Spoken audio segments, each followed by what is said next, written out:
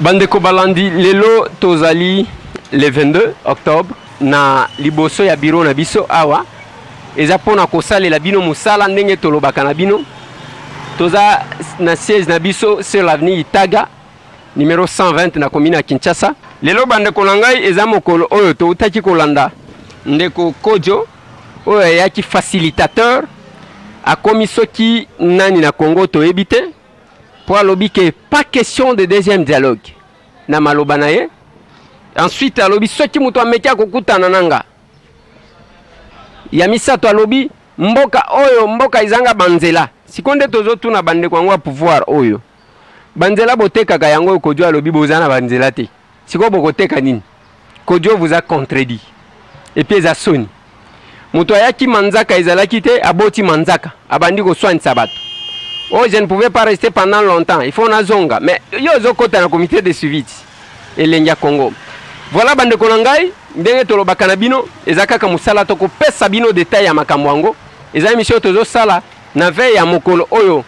Toyoki ke bakangi na biso ndeko na biso Pacheli Mikobi kuna na Paris balobi que il a agressé l'AG de l'ANR.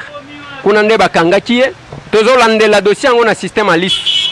Likolo ya misumi bale bokoli misandenge zo sale mawana parce que to sala kango na moi o to lobaka na téléphone yango to lobaka na télévision pe na nzela parce que to banga kate to kolandela dossier ya Pacheli to yeba soki koleka ndenge nini, qu'est-ce qu'on le reproche, qu'est-ce qu'il a fait concrètement parce que za masolo mais to komona bandeko bako ya kuna na banini to za na Kinshasa ba bureau combien batu bakendaka pona nini kaka awa. Ceux qui doivent représenter le côté. On a écrit là-bas stop au massacre des Congolais à Beni. Voilà. Voilà. Voilà. Voilà. En tuant votre semblable, que gagnez-vous? Voilà. Il y a autant de cris. Stop au massacre. Voilà. Mbote bandeko. Ndeko bino bozabana. Merci, monsieur le journaliste, pour la question. Nous sommes un groupe d'étudiants Nande qui vit à Kinshasa. L'objet de notre arrivée ici, c'est venir fixer l'opinion nationale et internationale par rapport aux situations des massacres du territoire de Beni. Et ces massacres qui sévissent depuis un certain nombre de temps, depuis 2014 jusqu'à ce jour. Il y a nos frères, il y a nos sœurs qui sont massacrés à la machette, à la hache. Et cette situation a des implications négatives sur la vie des étudiants nandais qui vivent à Kinshasa. Voilà pourquoi nous sommes venus fixer l'opinion nationale et internationale sur ces graves conséquences. Si notre sang, nous ne sommes plus en mesure d'étudier, il y a nos parents qui ne cultivent plus leurs champs à Beni, ils ne font plus les petits commerces, et toutes les activités ne s'exercent plus normalement. Et ces situations nous affectent négativement. Voilà pourquoi nous sommes venus ici, devant la presse, pour que notre cri soit haut porté, devant les autorités et devant la communauté internationale, pour que des dispositions nécessaires soient prises pour arrêter ces massacres dans le territoire de Beni. Voilà, bref, l'objet de notre visite ici, monsieur le journaliste. Qu'est-ce qui a fait que les massacres à Beni a commencé depuis 2014, que vous puissiez choisir que la date d'aujourd'hui pour venir ici? Monsieur le journaliste, ça ce n'est pas la première action que nous posons. Et nous avons déjà posé plusieurs actions, mais nous sentons qu'il n'y a pas de résultats positifs par rapport aux actions que nous menons. Nous crions chaque jour, le gouvernement semble fermer les oreilles. Et la communauté internationale ne se donne pas activement pour donner des solutions positives par rapport à cette question. Voilà pourquoi nous avons eu l'initiative de venir à ce jour revendiquer que la situation de Beni trouve une solution quand même. Nous sommes parmi les peuples congolais et Beni fait partie de la République démocratique du Congo. Que les autorités s'impliquent pour trouver des solutions rationnelles par rapport aux victimes qui sont dans ce territoire de Beni. Il y a des victimes qui ont soif de la réparation de ces conséquences de ces massacres-là, qui ont soif de la réparation. Nous voulons que nos parents reprennent leurs activités normales, l'agriculture, les petits commerces et beaucoup d'autres activités qui n'existent, qui ne s'effectuent plus dans les territoires de Béni. Mais vous n'allez pas dire que le gouvernement ne répond pas à vos revendications parce que les chefs de l'État étaient là, le Premier ministre était là. Chaque jour ici, nous voyons les vice-premiers ministres en charge de l'Intérieur se rendre là-bas, le ministre de la Défense se rend là-bas. Comment vous allez dire que le gouvernement ne fait rien? Toutes ces autorités se déplacent bien jusqu'à Béni, comme vous venez de le dire, messieurs les journalistes. Mais nous avons besoin de résultats. Nous avons besoin de voir des actions concrètes pour sauver, pour arrêter cette hémorragie. Ce qui ne se fait pas matériellement sur terrain. Le chef de l'État se déplace, toutes les autorités de la République se déplacent, mais concrètement, les massacres continuent, l'insécurité règne toujours à Béni. Et le peuple est abandonné en son triste sort. Personne ne parle pour le peuple de Béni. Non, tout le monde parle, hein? Même dans les réseaux sociaux, vous verrez qu'il y a beaucoup de gens qui parlent de la situation à Béni. Ou bien tout ça, là, moi, parité, tout ça, parce que y en a français, makasi, na moi, makasi. Talandenge, tous autres, kalikolo, français, ango. Mbote, maman. Merci beaucoup, monsieur Lézer. Ouais, yo lobini. Nalingina loba mingi pour le problème et les canabéni. Au monde, toza awa, toza bana Béni, toza bana est. Les lorsque se présenter liboso ya public. Congo mobimba Kinshasa bomo nango bien. Toza bana oyo to vanda Béni ba parana so baza kuna ba activité na biso nyonso eza kuna. Après ça toye a ba parana so batindi biso to tanga awa. Mais kotanga la biso comme difficile. Moi tout tanga so ezate pourquoi parce que batu nyonso est na bomonaka o bomona ba bourdinga na bomona commerce ndeto salaka. Après ça ba made so bolia kana ba pomme de terre na ba oignon na bomona ba fromage manini et ou tare pas na biso mo ndeto salaka ngo. Ba parents na biso ba mbongo na yango ndeto ko ba licencié, ba docteur, ba politicien ke bomona ba ngokula dikola ba mbongo na Béni.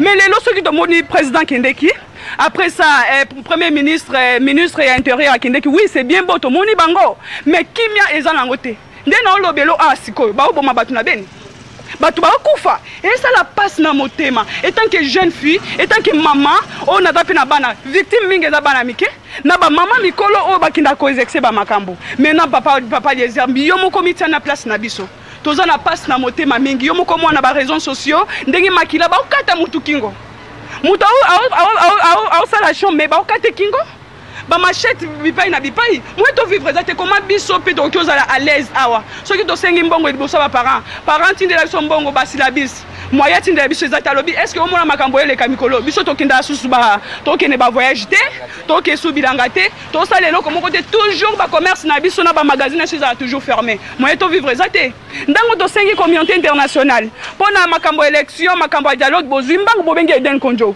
pourquoi pas bokipe ko benga kuna international ba yeba pe makambo o depuis longtemps, combien de millions de personnes dans l'Est des pays? Non, pas comme ça au moins. Alors c'est pourquoi tu sengi na bino communauté internationale. Bana wapi. Bino pe bossa la pe marche ndenge bossa les 19 hours. Bango basali marche na bango. Bossali marche pour la nini élection Kabila abima. Alors il fallait biso nyoso pe tout ça la pe makambo ele kana Béni. Na sengi mingi na Etienne Tshisekedi. Tango organiser banini nyoso ba marche banini. Organiser pe pour na Béni. On lobby pour l'élection. On sali pour l'élection. Ça la pe makambo Béni parce que ba massacre wana et ça la kana Béni air nyoso. Il fait payer ici là. Na Congo pe mobimba ba yeba monde entier pe ba yeba. Ah pe na Kinshasa fait pe ba subir makambo wana. Alors c'est pourquoi tu es kosenga bango. Pona nini boponi koya kaka awa epana biso. Merci beaucoup monsieur Lézer. Tu es pas na yo pona nini parce que au moni a likolo o komeli biso ke to komi wapi. Alors biso pe to lobi to komi wapi na makambo est parce que to patienter mingi to vendre belé to moni ba tuer ça mais jusque là to toujours résolution à malamté. Alors c'est pourquoi. Merci ndeko yo pe obakisa. Obakisa oui. Ah ouais. Biso toza jeunesse la communauté nande na Kinshasa awa nous sommes tellement tiqués na makambo ezo leke pa na biso à maintes reprises tozo lancé ba cri d'alarme il y a indignation na ba médias mais toujours solution zo maté on se demande pourquoi et puis tozo yebate ceux qui nani nda ko répondre na pourquoi wana parce que nous avons des gens habilités à trouver une solution à ça et une fois que bazui solution té nous estimons donc que nous devons maintenant accélérer avec nos interventions médiatiques pour que la communauté internationale ait se saisir dans les Kambongo. Tous les organes compétents vont se saisir dans les Kambongo pour que ceux qui dans un bref délai solution est comme on a. La cause de la théorie à Beni est la cause nationale. Et ça pour na Benité, s'il vous plaît. Théorie à Beni, c'est une cause nationale. Au Batunion, il fallait s'intéresser à bateau bazokufa kun. Et ça batunde bazokufa. Bakoi baba minéré ko kende, tout peut aller. Mais nous autres temps baba ndi oboma et comme une répétition à ba mort. Il faut que tout le monde puisse s'en saisir. Mutunyo soit ba de quoi au juste il y a quoi? Tolingi à ce que enquête est salema, vraie enquête est salema. Et que l'on cherche les coupables et qu'ils soient condamnés. Et pourquoi pas tout le monde, tout Congolais, à s'intéresser dans les Kambouaben Nengezoleka. Bien sûr, parmi nous, les Bandeko, accompagner Bisso, ils sont tickets. Baza tickets dans les Kambouaben, accompagner Bisso, la communauté, Moussou Baza Koutou Bandandete. Et là, Baza tickets comme Congolais, ils sont là. Ils sont là. Ils sont là. Ils sont là. Baza tickets dans les Kambouango, non. En tout cas, les Kambouoyo, il faut que solution est mon âme. Nous lancer appel à Congolais nyonso. Tosali appel à Congolais nyonso que affaire ya Beni est affaire ya mutu nyonso, tout Congolais. To lutter ensemble à ce que solution est zwa manamboka namboka ya Beni. Merci. Tokoki ko bakisana ni mususu ndeko yo. Pusana. Ndenge nino po bino bato ya Beni pe bo banga kabibanga banga. Ndenge nino zo benda nzoto boy. Donc merci ndeko Eliezer. Ngana za vraiment ressortissant à Beni. Et puis tant aux babi banga banga, eza question pour banga te. Mais eza question à respecter ba norme. Ndenge nini massacre ezoleka chez biso, to landi quand même ba norme légale ndenge nini l'état alingi. Mais to moni que solution ezomona na te. Je vais beaucoup m'atteler sur le plan économique.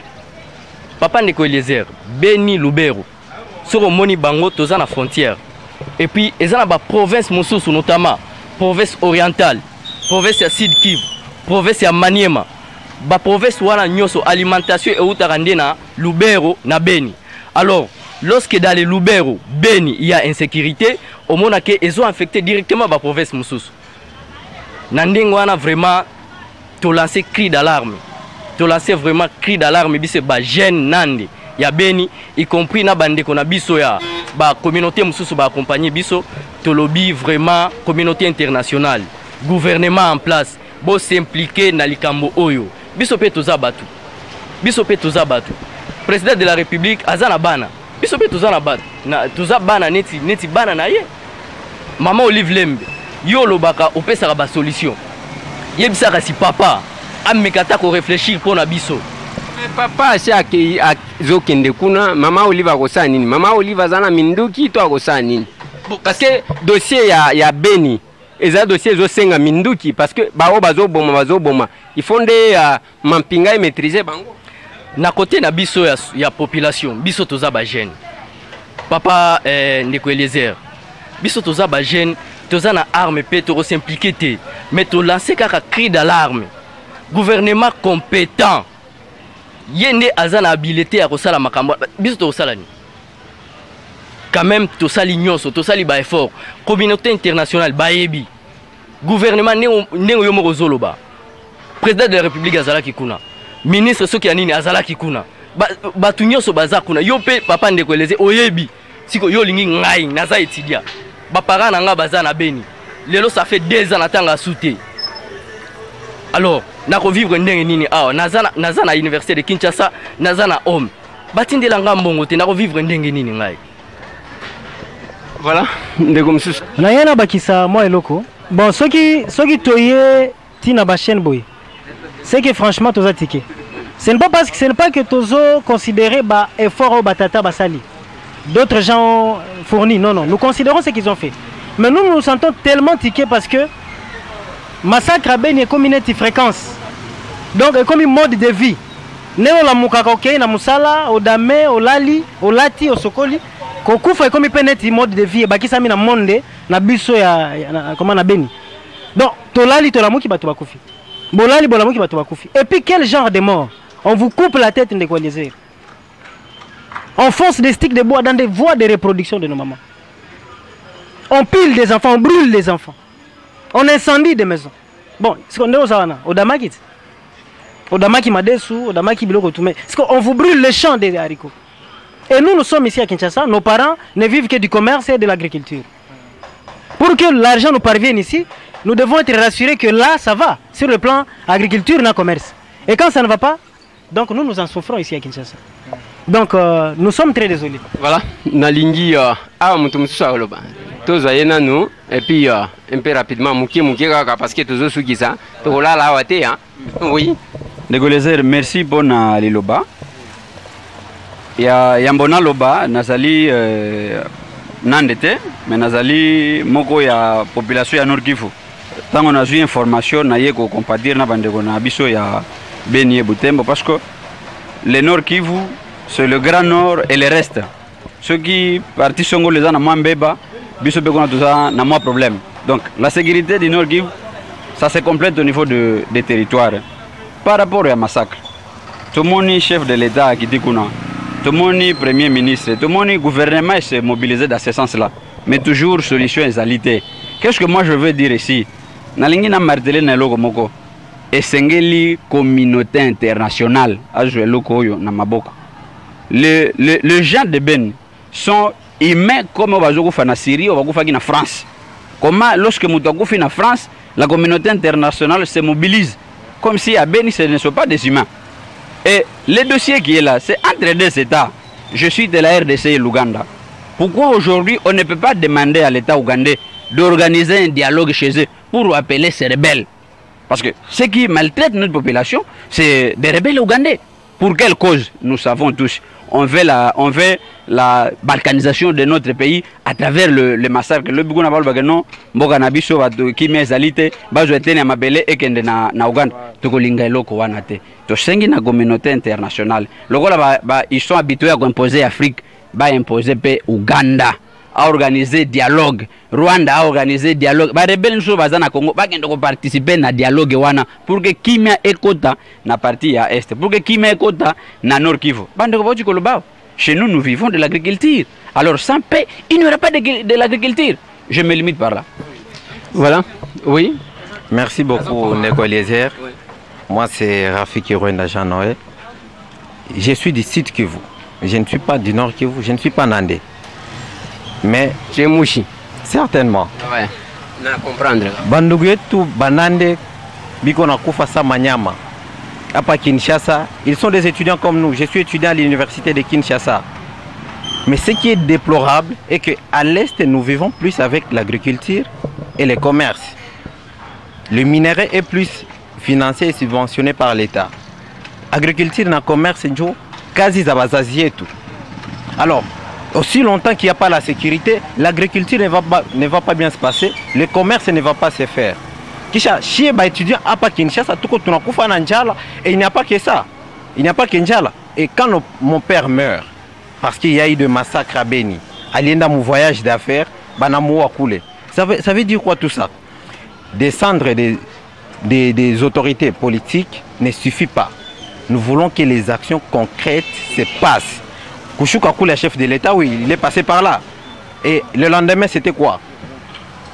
Après, le Premier ministre, oui, le ministre de l'Intérieur, le ministre de la Défense, Bachouké n'a pas fait ma action. Action, c'est-à-dire qui est le changement. Parce que Kouchouka, il a fait que oui, on a la population, mais qui va tout fait encore demain. Ça devient un mode de vie. FRDC, il n'a pas nini. Pour que des rebelles qui défendre la population, tout simplement parce que l'armée congolaise ne parvient pas, ou presque pas. La MONUSCO est là, nous voulons que la communauté internationale, par la voix de Tekomioapi et l'opinion nationale, d'y agir. À tout point du tout, ils peuvent ne pas y aller, mais nous disons non au massacre de Beni. Si quoi, Beni, je déplore ce qui se passe à Beni. Tu n'as jamais déploré ce qui se passe à la plaine de la Ruzizi. Ce qui est étonnant parce qu'à l'Est, tout le monde meurt. En tout cas, j'ai déjà été là, je connais quand même les sites qui vont en même temps. Merci beaucoup, M. Eliezer. Ouais. Mais je voulais demander, Nasenga Mingi, la présidente de la République, même le ministre de l'Enseignement, ayeba ke enseignement est comme banclé na est du pays.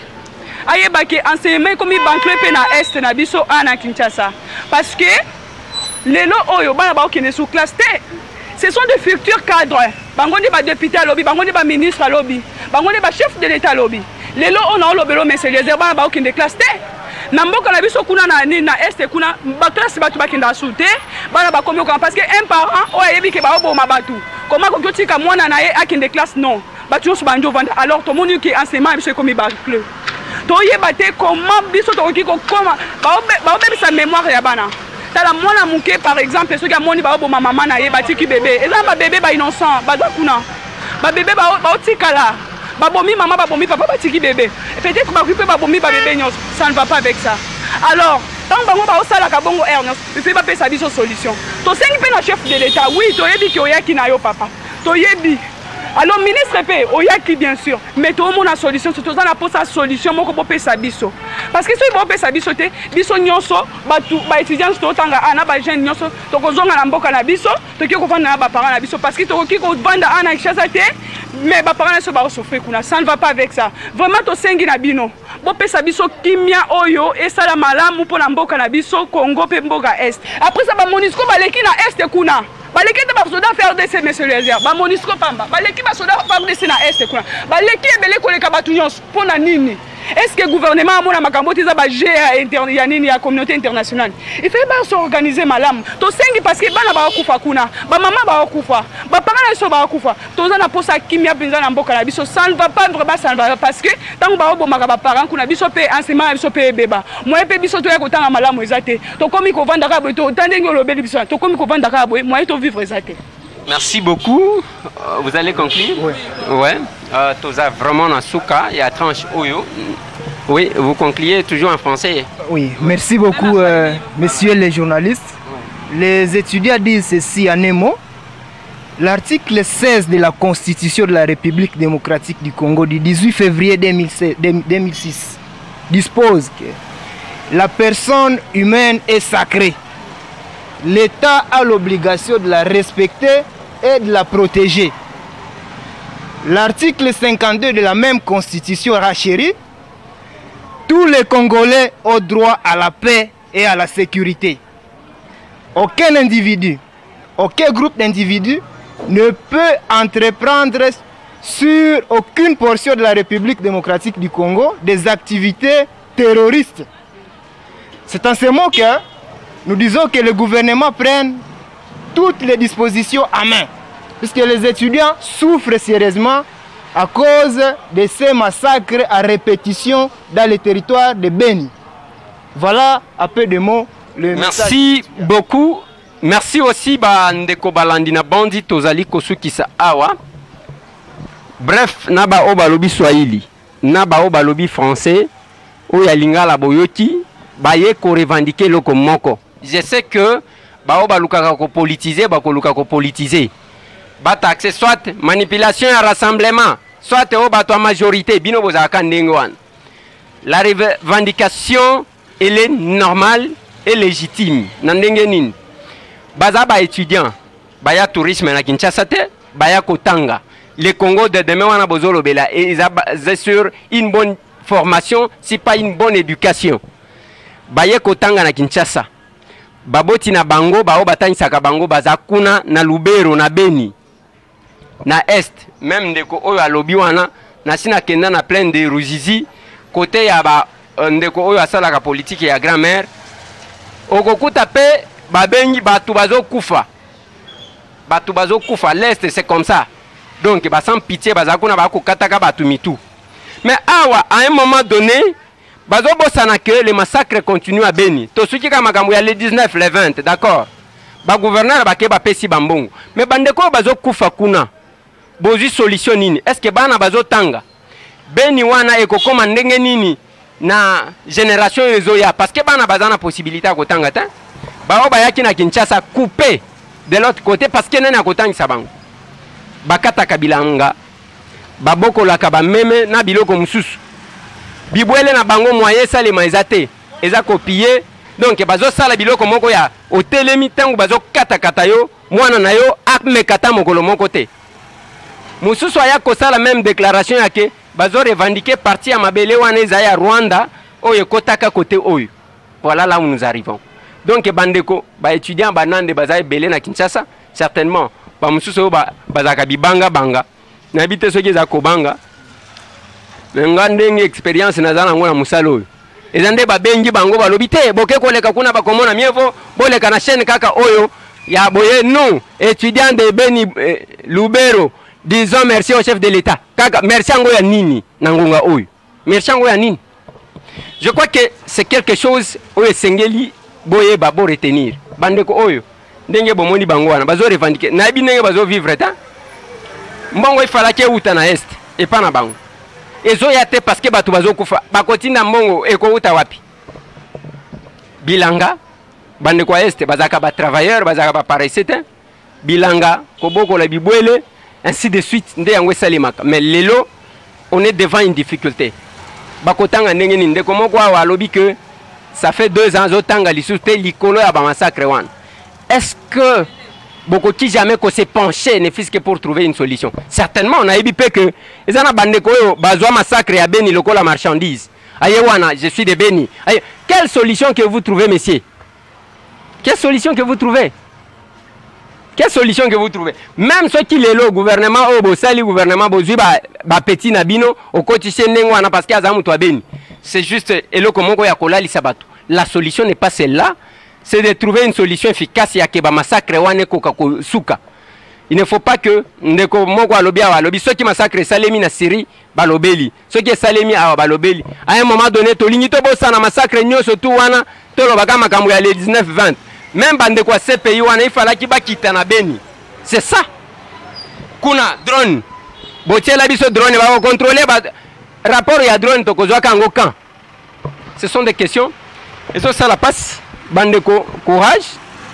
Ezaka ndenge to vandi awa.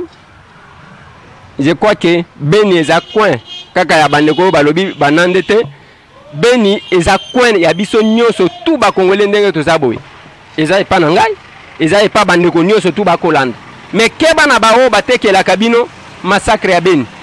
Ndenge tolobaka comme toujours parce que eza musala parce que Beni pe koma marchandise moto eye ko kata kaka omoni makambo Beni yango.